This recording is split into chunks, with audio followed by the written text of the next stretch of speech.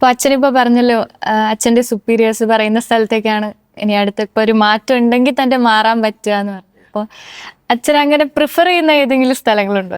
അത് നീ എന്നെ കുഴപ്പത്തിലാക്കും. എന്റെ സുപ്പീരിയേഴ്സ് ഒക്കെ ഇത് കേൾക്കാനുള്ളതാണല്ലേ. അല്ല, നല്ലൊരു ചോദ്യമാണ്. ഞാൻ പലപ്പോഴും ആലോചിച്ചിട്ടുള്ളൊരു ചോദ്യമാണ് ചോദിച്ചത്. കാരണം ഞാൻ പറഞ്ഞില്ലേ, അനിയക്ഷച്ചൻ ഭരിച്ചുകൊണ്ടാണ് എനിക്ക് ആ ഒരു മാറ്റം കിട്ടാതെ പോയത്. ആൾക്കാർ ശുശ്രൂഷ ചെയ്യാൻ വൈദികരുടെ ഒരു പരിമിതി കാരണം അത് കിട്ടാതെ പോയത്. എന്നിരുന്നാലും എൻ്റെ ഉള്ളിൻ്റെ ഉള്ളിൽ ഒരു ആഗ്രഹമുണ്ട്, 1-2 വർഷമൊക്കെ ഒന്ന് മാറി നിൽക്കുക, കാരിസ്മയിൽ നിന്ന് മാറി നിൽക്കുക.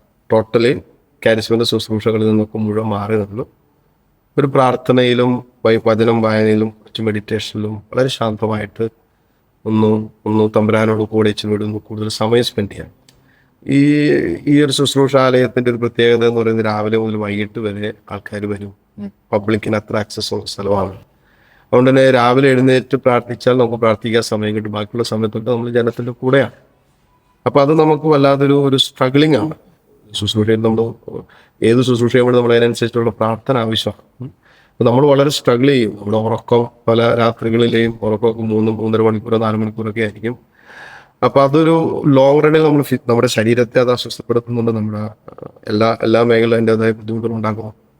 അപ്പോൾ ഞാൻ ആലോചിച്ചായിരുന്നു, കുറച്ചൊന്ന് ഒരു ഫിസിക്കൽ റെസ്റ്റ് വേണം.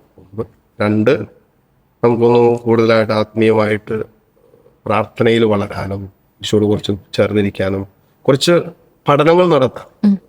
ഇച്ചിരി കൂടി ആ ഒരു സൈലൻസ് ഞാൻ ആഗ്രഹിക്കുന്നുണ്ട്. പിന്നെ എങ്ങോട്ട് പോകുമെന്നുള്ളത് എനിക്ക് അങ്ങനെ പ്രത്യേകിച്ച് ചോയ്സ് ഒന്നുമില്ല.